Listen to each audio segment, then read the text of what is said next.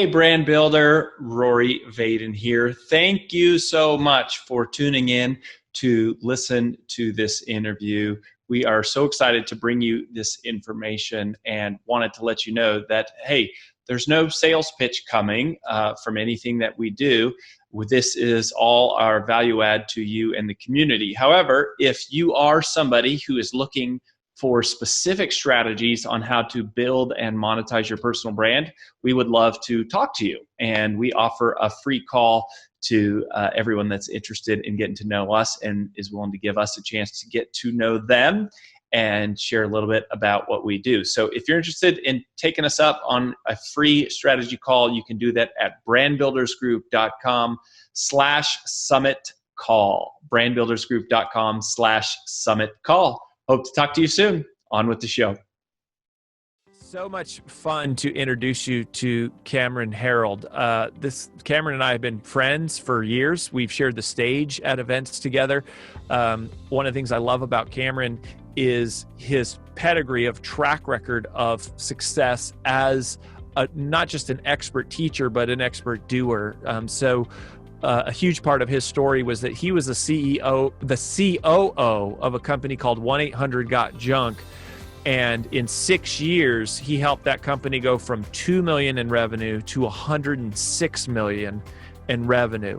Eventually, he left that business and became a personal brand. He's a best-selling author of a book called Double Double, How to Double Your Revenue and Profit in 3 years or Less. He's got other books. He's also a great example of somebody that we think of as like has developed a real strong niche expertise around specifically serving a specific audience, COOs. The COO Alliance is something that he started, which is like the world's largest community for number twos in companies, not the CEO, the COO, which is often a very underserved community that he identified and found his uniqueness there and built that into something extraordinary. And he's going to tell us all the secrets about how he did it, and he's going to tell us for free. And that's why he's here. Welcome, Cameron Herold. Hey, Rory. Thanks for having me, but I appreciate it. Yeah, man. So my first kind of question for you is, we've got a lot of people in our community who are like coaches, consultants, etc. But I love your story of like you kind of came out of, I don't know if you call it the corporate world, more of the entrepreneur world, but that was got to be a shift from going, I'm a COO, I'm an employee that has a job every day, to I'm going to build a personal brand teaching people my expertise. Can you just talk a little bit about what happened? When did it happen? How did that transition start for you? It's interesting. So it's interesting you mentioned coaches. I've been coaching entrepreneurs for 31 years. Wow. Since before coaching was a thing. I had coached 120 entrepreneurs by 1993. All of these companies that I was coaching all had real businesses with real employees, and we're actually in 2 countries as well. So I'd coached a lot of entrepreneurs 30 years ago. And I had also, when I started to build 1-800-GOT-JUNK with my best friend who was the CEO, it was then going to be the 4th company that I'd helped build. But the other 3, I was very much behind the scenes as a second in command or a very, very senior leader. In one of the 2, I was a very senior leader. The other 2, I was second in command. And in all 3, I was very behind the scenes. So my name was never really affiliated or attached to the brand. And I decided when I joined 1-800-GOT-JUNK, I was the 14th employee walking in the door. When I left 6.5 years later, we had 3,100 employees system-wide. But I knew on day one, the only way I was going to do it was either to have equity or to have brand equity. And I needed my name to be attached to the brand because I wasn't going to do it for the 4th time and have nobody know what I did. So very, very early on. Interesting. Yeah, so it was very much by design that I knew my equity play was going to be more valuable having my name attached to what I'd done versus having equity in the company. See, that's awesome. Like I've never even thought about that as like when I think about personal branding and what we do, I always think about it as like, hey, either start your own business or you do it to grow a business. But even inside of a company, it's like the value of building your own brand and reputation and being associated with that company is equity value. And it got to the point where it actually became embarrassing last year, where the founder had written a book called WTF. Brian was one of my best friends, and in the book WTF, Willing to Fail, when I started reading it, I was like, I just hope he mentions me. I hope he says thank you to Cameron somewhere in the book. And then like on page 3 he mentions me, and then on page 6 he mentions me, and then on page 12, and I'm like, okay, good, you mentioned me, we're awesome, thanks so much. And we get to the end of the book, and I've been in there like 7 or 8 times, but no one else on the leadership team had been mentioned, with the exception of the new COO, who I've known for 34 years because we started a fraternity together, and he mentioned Eric. But I realized that the others who had helped build the company had fallen into the shadows, much like I had fallen into the shadows in building Gerber Auto Collision and Boyd Auto Body and College Pro Painters and ubarter.com. And I just didn't want that to happen again. So I was pleased that was, but it was by design, right? So the way that I did it was making sure that I did the speaking events for the company, that I was very outward facing, much like Harley Finkelstein is today as the second command for Shopify, a very outward facing COO, or Sheryl Sandberg, a very outward facing COO for Facebook. Versus a lot of COOs are very inward facing and they're only known inside the company. I wanted the outward brand as well. So it was a lot of speaking events for the company in the early days, and as we scaled, and then it was a lot of press interviews and generating press interviews. We had 5,200 stories written about our company in 6 years, independent stories. And this was all before social media existed. So it was, how do you build a brand with speaking and with PR coverage, was how we did it. Interesting. So even as an employee, there's just that value to building the personal brand, being out there, being in the public eye. And so not necessarily being the one taking credit for things, but just being the one explaining how we as a team were doing it. You know, I didn't have to be taking credit for what my team was doing, but I could explain how we were doing what we were doing, right? So very much like a Guy Kawasaki did with Apple. You know, that he has described himself as technical evangelist for Apple, but what most people don't know is there was a meeting that Steve Jobs had that Guy Kawasaki was sitting in, and Steve said, as of today, all of you, every single one of you employees, your title is technical evangelist. Like, go talk about the brand. So Guy's like, fuck it, I'm getting business cards that say technical evangelist, and he built his entire brand off of becoming a spokesperson for the company, when the reality is every employee is a spokesperson for what you're doing. Most just don't stand up and talk about it. Awesome. Love that. Okay. So you exit the business, and then fired by my best friend. Awesome. Love it when that happens. Yeah. My best friend fired me one morning after 6.5 years on good terms, but he's just like, look, you're the guy that took us from 2 million to 100 million. You're not the guy to take us from 100 million to 1 billion. So I left the company and took 4 months off. And for 4 months, I just journaled and wrote lists and mind maps, and tried to figure out what I love doing and what did I not like doing, and what was I good at and what do I suck at, and what gives me energy and what drains me of energy. And what I came out at was I love speaking, and I love networking and masterminding, and I love coaching. And outside of that, I'm great at a lot of stuff, but I don't love it. And so that led you to go and, hey, I should take this personal brand and like make it my income generator. Yeah. And I really started to look at, you know, I love being the person who helps the entrepreneurs make their dreams happen. You know, even why am I on your podcast is to help you and your listeners. Why I built 1-800-GOT-JUNK was to help Brian. He was my best friend. He was my best man at my wedding 3 months before I joined him. Like, I joined him to help him grow his company. Coaching entrepreneurs has always been, I love coaching them and helping them. So I just wanted to build a brand around that and build my name around being that CEO whisperer, you know, the one who is just whispering in every CEO's ear and giving them the shortcuts to scale their companies. Yeah. And that's interesting because, you know, I hear people refer to you as like the CEO whisperer, specifically in that like entrepreneurial environment. You and I shared the stage at EO events. I think that's every time we've shared the stage, or which I think has only been twice, has been at an EO event. And but your audience, you kind of exploited this vertical of the COO. So was that deliberate, or like how do you Very, reconcile those? And very deliberate. See, I had played the COO 4 times, right? So I was in the COO role, and I kept showing up at EO events and YPO events and Vistage events and Genius Network events and Maverick events and all these amazing events for entrepreneurs, but I didn't fit in. I wanted to get into the nitty gritty and talk about the operations of the businesses I was building. So I realized that there were 100 groups for entrepreneurs, and there were groups for marketers and lawyers and engineers and doctors, lots of association, but there was no association or organization or a mastermind group for the second in command. So I started one for the COOs called the COO Alliance. But if I grow the COO's skills and if I grow the COO's capacity, they'll grow their entrepreneur's company. So it's completely consistent with my core purpose. And it was just a need that wasn't happening, but I was listening to my customers. I was coaching Bob Glazier from Acceleration Partners and his COO, and then I was coaching Tucker Max and his COO, and I was coaching then like all these CEOs with their COOs that I was coaching, and I realized their COOs were the ones doing it. I needed to really coach them on how to do it. I needed to coach the CEO on what needed to happen. But that's just like one of the things we say at Brand Builders all the time is you're most powerfully positioned to serve the person you once were.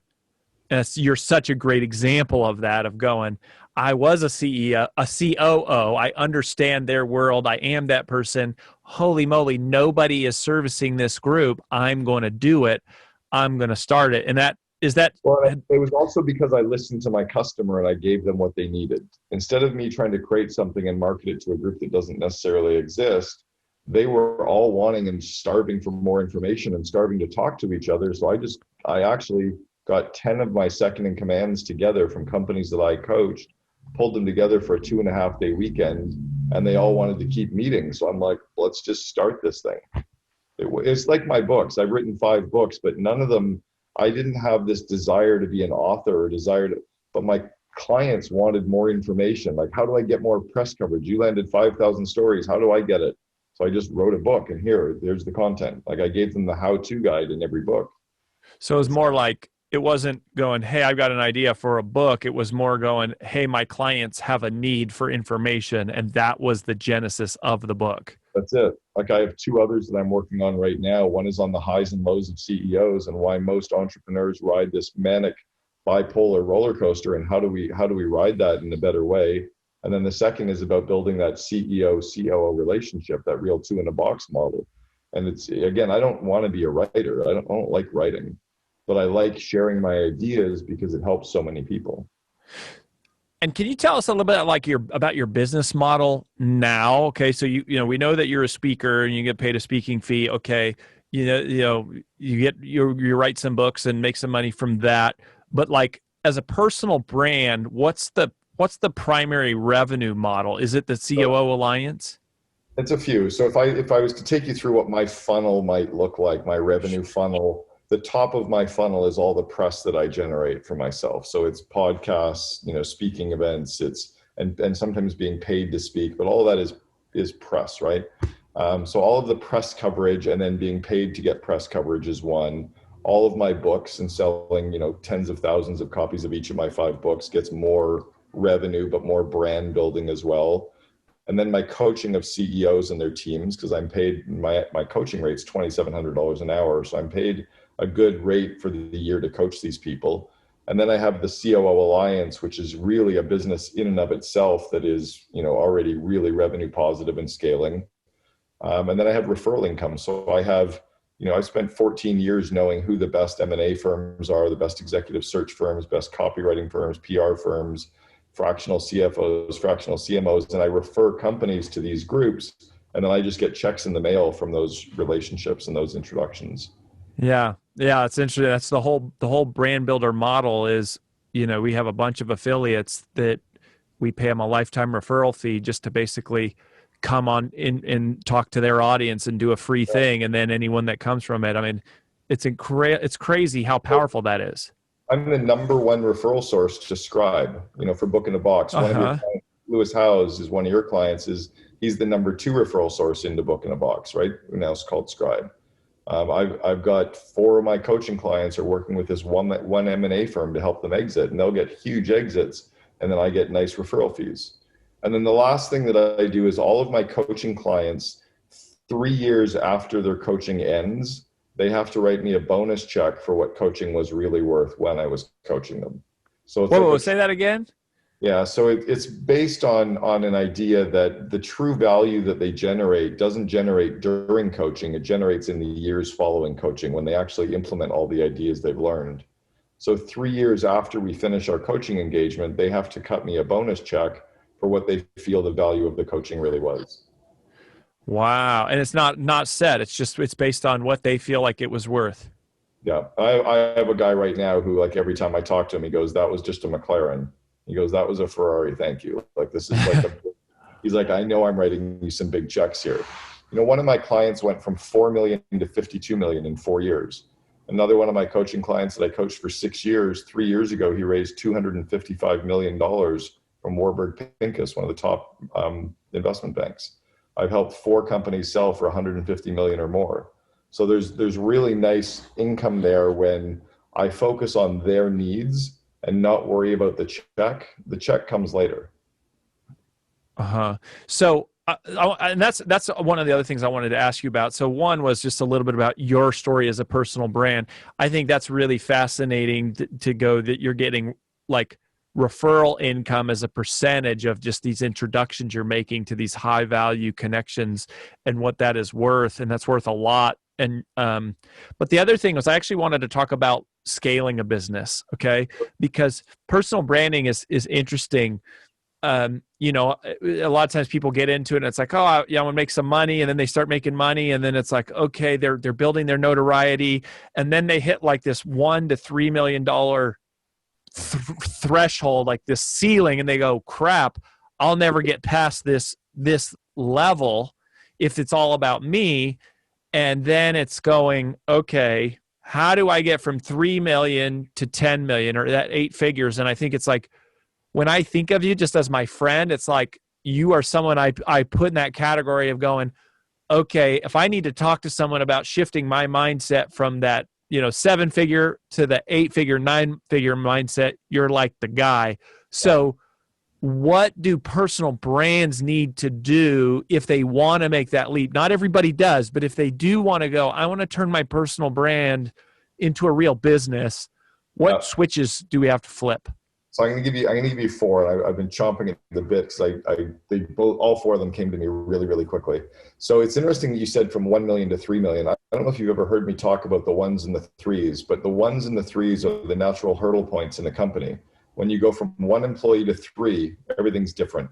And then you go to 10 employees. Now you have like a manager somewhere. Then you go to 30 employees. You might have a few managers. You go to 100 employees. You don't know the names of everybody. You go to 300 employees. You've got internal politics. You go to and then on the dollar side, 100,000 to 300,000. Okay, now you've actually got a real business. You've replaced a wage. Then you go to 1 million. Well, now all of a sudden you've got taxes to take care of, and you're trying to figure out ways to minimize tax. And you've probably got employees and issues. Then 3 million, you're dealing with banks and credit facilities, and then 10 million and 30 million, 100 million. So there's these natural inflection points that happen. So the key is to get over. So one thing on that, can I stop you on this? Because I've never heard you say that, but I've heard other people quote that, but they've always said, I heard somebody once talk about. So can I officially start citing you as the originator of the 1s and 3s? Because I love that. We talk about that. I've been talking about the 1s and 3s for ages because it's just this natural. I visualize everything as a series of hurdles. I used to run hurdles when I was in high school. I ran 400-meter hurdles. And I picture myself as having to go over these hurdles, but the hurdles keep getting bigger, right? As we were building 1-800-GOT-JUNK, we had 6 consecutive years of 100% revenue growth. 6 years in a row, we doubled the size of the company. It was like pushing a snowball up a hill with one hand. Like you had to claw your way up the mountain and the snowball kept getting bigger. So the hurdles keep getting bigger, and you need to anticipate what happens at each hurdle point to scale your company, or you get stuck at the hurdle, right? So I'll give you the core lessons I would give are: the first one, if you don't have an executive assistant, you are one. So every single person who's a thought leader or a brand, that one of the very first roles you need to hire is an executive assistant or a fractional or part-time executive assistant to get all the stuff off your plate that is less than a $25 an hour job, $50 an hour job. Right? If you think that my effective hourly coaching rate is $2,700 an hour, my speaking events are 30,000 or 5,000 for Zoom. So I shouldn't be doing anything that's less than $2,500 an hour. Like nothing. I should delegate everything except the stuff that is in my hourly rate. So executive assistant's the first one. Second one is recognizing the ones and the threes and the tens and the hurdle points. The third is to delegate everything except genius, right? And to really look to get stuff off your plate. Just because you could do it, just because you're capable of doing it, just because you're good at it, doesn't mean that it fills you with energy. And the more of your day that you can be filling up with energy as you're working in your business, the more that positive energy just continues to spiral upwards. So it's about getting stuff off your plate. It needs to get done, but not by us, right? So it's kind of like, can you be that lazy entrepreneur and delegate everything except genius is huge. And then the fourth one, and this is a really powerful number that people need to understand. When you're running your own business, when you go from being a solopreneur to building it into a business, you're only going to get paid a third of the time. Like only a third of my time am I going to get paid for speaking or paid for coaching. Another third of the time I'm dealing with stuff with my clients. I'm getting prepped for an event. I'm prepping for coaching. I'm thinking about my clients. I'm making referrals, whatever. But I'm doing some unpaid work. And then maybe 30% of my time, I'm actually doing sales and marketing, trying to find more clients. So if I'm only going to get paid a third of the time, I need to charge 3 times what I think I'm going to charge to end up at the end of the year with what I want to make. So here's what I mean by that.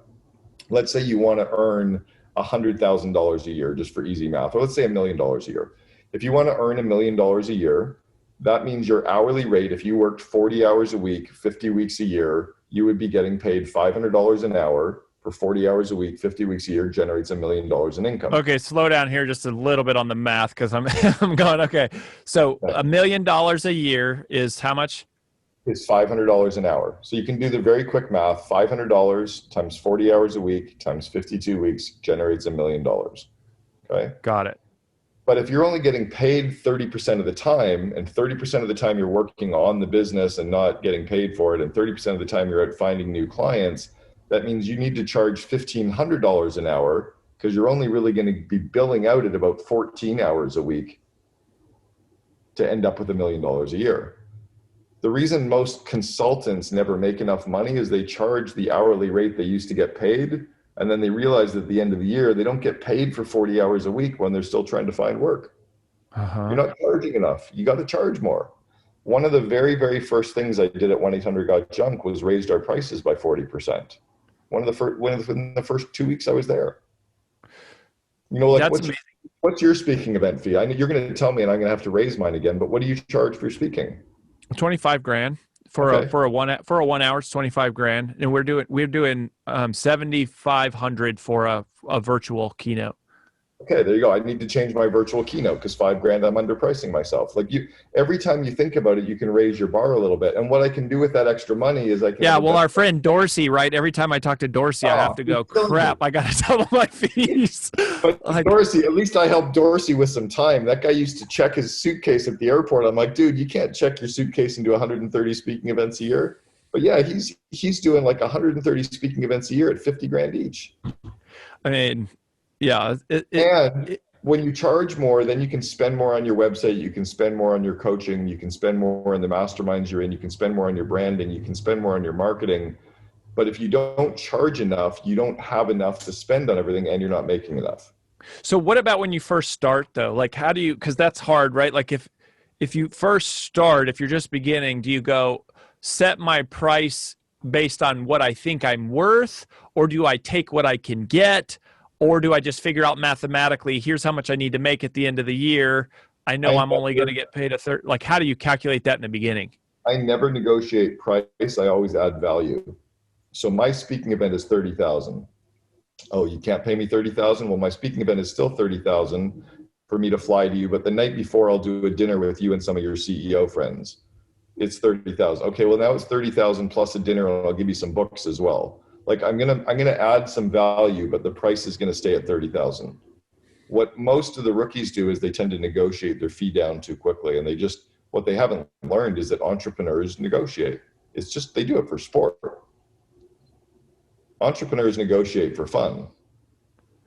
It's like being in Mexico and negotiating for the trinket on the beach. You just know that you don't pay the first price, right? I mean, yeah, it's interesting. I'm trying to just go, some of these are just like literally mental switches that you have to flick in your brain in order to scale and to move. And these are the mental switches that I learned as a young child. So I did a TED talk or a TEDx talk that's on the main TED website. So if you go to TED.com, you look up raising entrepreneurial kids. I did a talk 10 years ago about all these different businesses that I ran before I was 18 years old and all the business lessons I learned. So I learned how to negotiate when I was 8 years old, selling license plate protectors door to door. I learned how to hire my first employee when I was 9, and I hired a neighbor to do deliveries for me for the newspaper. So I would collect the tips, but he would deliver them during the week. I learned all of these lessons. So for me, the mental switches have always been there because I was groomed as an entrepreneur at a very young age. One last little question here, which is not something I was planning on asking, but when you look ahead at the future of personal branding, right? Like you hang in a lot of these circles, we hang in some of the same circles. You mentioned some of the like masterminds and, a lot of these best-selling authors, a lot of these high dollar speakers, specifically on the valuation. This is totally out of left field. One of the things I've been trying to wrestle with and think about is I'm just going like, there's such a market for buying and selling companies, but I think there is an emergence of a market of buying and selling email lists and members and subscribers and podcast downloads. Is there anything that you see related to the future of the valuation of certain assets of personal brands being bought and sold, like values of email lists, or just anything really in general, like your mind on the future of personal branding? I see the flip side of that actually, which is that most of the people trying to build personal brands, unless they've actually done what they are saying they can do, are going to get filtered out because of AI or because of, it's almost like if you go on Twitter today and you see a post that Donald Trump did and 30% of them are getting flagged by "this is not true." I think we're going to start seeing filters built into our AI or built into our social platforms that allow us to scan for who the frauds are really quickly. Like we're going to just know that Rory Vaden is the real deal. He's run a real consulting company. Jason Dorsey is the real deal. Like I've known Lewis Howes for 14 years. I had lunch with Lewis before he could afford to buy lunch in New York 13, 14 years ago. He's the real deal with like what he built off LinkedIn with Sean Malarkey, his old partner. Like Victoria LeBomb is the real deal. Like you'll know who these real business people are that are also the thought leaders. And then you'll know the ones that have just become good marketers, but don't have the content and they're marketing somebody else's content. So I think you're going to have to be really 60 minutes proof. You have to be able to have people scratch the surface and know you've done what you say you can do. You're not just out there quoting somebody else's quotes or selling somebody else's stuff. So I think there's going to be a lot less of the good marketers selling somebody else's stuff. And there's going to be a lot more or better, truer brands of people that have actually done it before. Interesting. I love that. I would welcome that both for us and our clients. Yeah. So just do it the right way, play the long game. Don't take advantage of people, think hard, work hard, come up with meaningful stuff. And it's like, it's know that will pay off. And in the future, AI may be a part of that. It's filtering people out. Well, and that could be a really killer app right now that could be created, that'd be a layer or an API that ties in with like Facebook. Imagine if I go on somebody's Facebook and then this little app that it's like, oh, you're on Rory Vaden's site. Oh, fraud. Rory's never done it before. Oh, Rory's amazing. And it gives a score. But instead of me needing to load your name in and checking to see what your Instagram followers are real, like there's apps right now where you can do it, but you have to do it manually. Imagine if it was a layer that oversaw everything right now for us, almost like one of the coupon codes, like, hey, a coupon's available. Imagine if every single person's profile you clicked on, it overlaid and showed you what their real brand value actually was, so you knew who the frauds were and who the others weren't. Could be Interesting. super powerful. Yeah, I mean, I think about that. I don't know if this is still around, but there was a thing that called the Clout Score, the KLOUT, Right. and that was actually kind of like that, where it was like, but you had to go into Clout to see it. right. What I'm saying is, like, imagine if I go click on John Rulin's profile in from Giftology and Facebook, and it's like, whoa, Clout Score 98. I didn't even think to look, but it shows me his Clout Score and his bullshit factor and his swearing value or whatever. It's like, whoa, that's an interesting. Yeah, and it's interesting too. And somebody like John Rulin is interesting because if you looked at like his number of followers, you might not be that impressed. But if you saw the guy's personal Rolodex, not just the Rolodex, but like the people who he actually knows and who he actually is. Go through brick walls for him. Like the people that I just introduced John to a major player 3 hours ago, like a major player, right? And if you think about who that guy knows, yeah, that could be some pretty powerful stuff. Yeah, it'll be interesting to see. Well, I love that.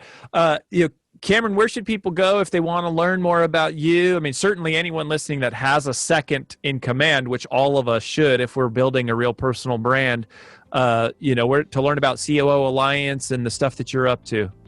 Yeah, check out the Second in Command podcast for sure. It's an amazing podcast where we have amazing guests. We will never interview the CEO. We only interview the second in command. The COO Alliance for sure. And then all 5 of my books are available on Amazon, Audible, and iTunes. And then I guess my personal brand website, just go to CameronHerold.com. You'll see everything wrapped up there. Awesome. Well, brother, thanks for challenging my thinking. I feel like every time I talk to you, there's something that's like, it really stretches me to think in a new way. And appreciate you making some time for us, man. And we just, as always, wish you the best. Thank you. The feeling's mutual. I get stretched every time as well. Appreciate it.